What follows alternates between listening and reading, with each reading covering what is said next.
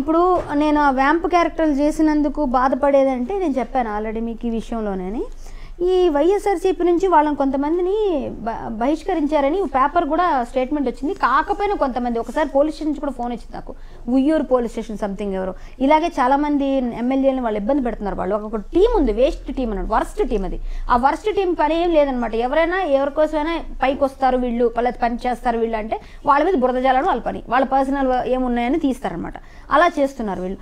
చేసి వాళ్ళు ఎమ్మెల్యేలు వాళ్ళు కూడా పెట్టేటప్పుడు నాకు పోలీస్ స్టేషన్ ఫోన్ వచ్చింది, వీళ్ళు ఇలా అయ్యిందండి, వాళ్ళు మీకు కూడా ఇబ్బంది పెట్టారని తెలిసిందంటే. అవునండి, నా స్క్రీన్ షాట్స్ ఉన్నాయని పంపించాను వాళ్ళకి. నేను పంపించి మీరు కంప్లైంట్ చేశారంటే నేను షూటింగ్ పెట్టానండి, ఎస్ఆర్ నగర్ పోలీస్ స్టేషన్లో రమ్మన్నారు, నేను షూటింగ్లో ఉండి బిజీలో ఉండి వెళ్ళలేదు, నేను పెడితే ఎప్పుడైనా పెట్టచ్చు, కానీ మళ్ళీ వాళ్ళ నుంచి నాకు ఇబ్బంది లేదు, నేను బ్లాక్లు చేశాను, ఎవరు నాకు ఫేస్బుక్లో. కాకపోతే నాకు చేయాల్సిన బ్యాడ్ అంతా వాళ్ళు చేశారు, వాళ్ళు చేసినంత మాత్రం నేను భయపడిపోయేంత సీన్ లేదు, నన్ను నమ్మేవాళ్ళు నన్ను చూసి నమ్ముతారు, పర్వాలేదా, నేను వదిలేశాను. ఏమంటే నాకు ఒక్క క్వశ్చన్ ఉంది ఇక్కడ.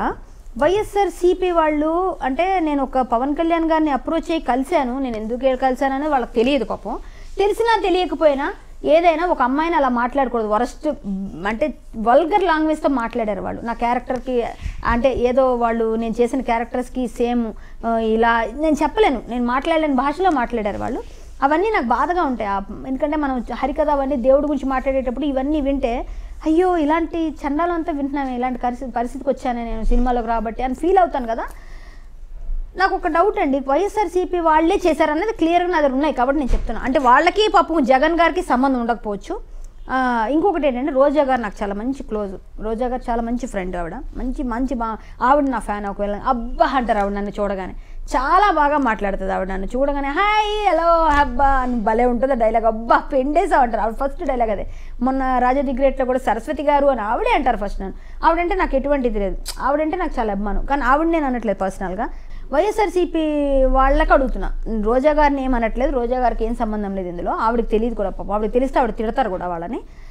అంటే ఆవిడ కూడా కొన్ని నాలాంటి క్యారెక్టర్స్ కొన్నిట్లో అంటే అంటే మనకి జనాల్ని అంటే కొన్ని సినిమాల్లో ఆవిడ చేసిన క్యారెక్టర్స్ కూడా హీరోయిన్ అయి ఉండొచ్చు, యాజ్ అ హీరోయిన్గా కూడా కొన్ని క్యారెక్టర్స్ కొంచెం అంటే నాకు దగ్గరగా ఉన్న టైప్లో డ్రెస్సింగ్ కానీ అన్నీ ఉన్నాయి కదా, ఆమె కూడా చేశారు కదా. మరి వాళ్ళు ఆ విధంగా ఎలా తీసుకుంటారు? నా క్యారెక్టర్స్కి నా ఫొటోస్ని వాటిని మార్ఫింగ్ చేసి పెట్టారు కదా. అంటే మీ ఏదైతే రాజకీయ పార్టీలో ఉన్నారు అంటే వాళ్ళని మీరు అంటే వాళ్ళని చెయ్యమని చెప్పట్లేదు ఇప్పటికి కూడా, కానీ ఒక అమ్మాయిగా వాళ్ళకు ఆవిడ అమ్మాయి అందులో ఉన్నారు కదా, మరి ఇప్పుడు నేను ఇందులో ఉన్నానో లేదో వీళ్ళకి తెలియదు కదా, నేను చేసిన క్యారెక్టర్కి సంబంధం ఉందో లేదో తెలియదు కదా, ఎందుకు వీళ్ళు నన్ను ఎందుకు టార్గెట్ చేయాలి?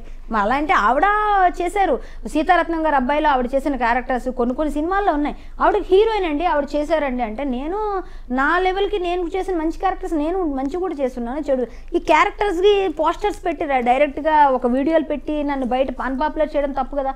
వైఎస్ఆర్సీపీలో జగన్మోహన్ రెడ్డి గారికి ఈ విషయం తెలిస్తే ఆయన ఖండిస్తారనేది నేను నమ్ముతాను, ఆయన ఇలా ఎంకరేజ్ చేయరు.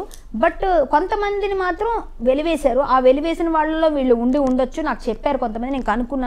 నన్ను వివేకానంద రెడ్డి గారు అయితే డైరెక్ట్గా నేను ఈ విషయం చెప్తే, మీరు రెండమ్మ మాట్లాడదాం, మీరు వాళ్ళు ఎవరో వాళ్ళతో మాట్లాడిస్తాను.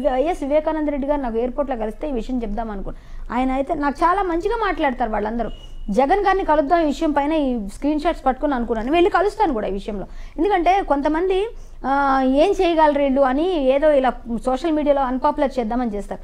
ఇది వీళ్ళకి ఏం అవ్వదండి, మాలాంటి ఆడవాళ్ళకి ఇప్పుడు అమెరికా ఆస్ట్రేలియా అక్కడ ఇక్కడ అందరూ కూడా చూస్తారు ఇలాంటి ఇంటర్వ్యూస్ అను అవని ఇవను. ఇప్పుడు వీళ్ళకి తెలుస్తుంది, ఇప్పుడు నేను చెప్పిన బాధ ముందు ఏం జరిగిందో తెలియదు, వాళ్ళకి కనిపించే తంబునైల్ పైన. నేను ఎప్పుడు 2015లో ఉన్న బ్యాడ్ ఏమైనా జరుగుంటే అది కూడా నేను చేసింది ఏం పిచ్చి పిచ్చి పనులు చేయలేదు. దానివల్ల మీరు తెలుసుకోకుండా అది ఏముందో తెలియకుండా అరెస్ట్ అయిందంటే దేనికి అరెస్ట్ అయ్యారండి? ఆర్టిస్ట్ అరెస్ట్ అయిందంటే ఒకటే అనుకుంటారు, ఎప్పుడు ఆర్టిస్ట్ అరెస్ట్ అంటే ఒకటే విషయానికి అనుకుంటారు, అది ఎవరు చెప్పక్కర్లేదు, ఓన్లీ రాకెట్లో అరెస్ట్ అయ్యారని అనుకుంటారు. అలాంటప్పుడు నేను అందరూ అనుకుంటారుగా నేను ఏం చేశానో ఎవరికి తెలుసు? ఇలాంటివన్నీ ఇబ్బందులు పడుతున్నాం. దయచేసి మీరు అన్నలు తమ్ముళ్ళు మీరు ఏమనుకుంటారో నాకు తెలియదు, మీ పార్టీ అంటే నాకు ఎటువంటి ప్రాబ్లము లేదు, వేరే పార్టీ అంటే ప్రేమ లేదు, ఏమీ లేదు, నేను ఏ పార్టీలో ఇప్పటివరకు అయితే లేను. కానీ ఒకటైతే నిజం చెప్తున్నాను, రేపొద్దున నేను వైఎస్ఆర్సీపీకి వస్తానో తెలియదు, తెలుగుదేశంకి వెళ్తానో తెలియదు, బీజేపీకి వెళ్తానో తెలియదు, జనసేనకి వెళ్తానో తెలియదు, నాకు ఇష్టమైతే అది కూడా చెప్తున్నాను, నాకు ఇష్టమే, నాకు చెయ్యాలి రాజకీయ పరంగా అనిపిస్తే. మీరు అనవసరంగా నా మీద బురద జల్లి మీరు లేనిపోనన్నీ పెట్టుకొని నేను మీ మీద కేసులు పెట్టి మీ మీద నేను అవి రాసి ఇవన్నీ వేస్ట్ మనకి. ఇక మీదటైనా పిచ్చి పిచ్చిగా ఒక క్యారెక్టర్ని ఒక మనిషి మీద ఎవరి క్యారెక్టర్ని కూడా మీరు ఏది కూడా నిర్ణయించడానికి మీరు సరిపోరు. మన రాజ్యాంగంలో కూడా ఎవరు పర్సనల్స్ వచ్చి మాట్లాడడానికి లేనే లేదు రూలు, మీరు అర్థం చేసుకుంటే బాగుంటుంది. ఇవన్నీ కొంచెం ఇబ్బందికరంగా ఉంటాయి మాట్లాడడానికి. ఇక మీదటన్నా ఇలాంటివన్నీ చేయకుండా ఉంటారని మాత్రం చెప్పాను. నేను చెప్పకపోతే ఇంకొంతమంది రెడీ అవుతారు. కాబట్టి ఇప్పుడు నేను చెప్తే కొంతమంది తగ్గుతారు. Like and subscribe Eagle Media Works.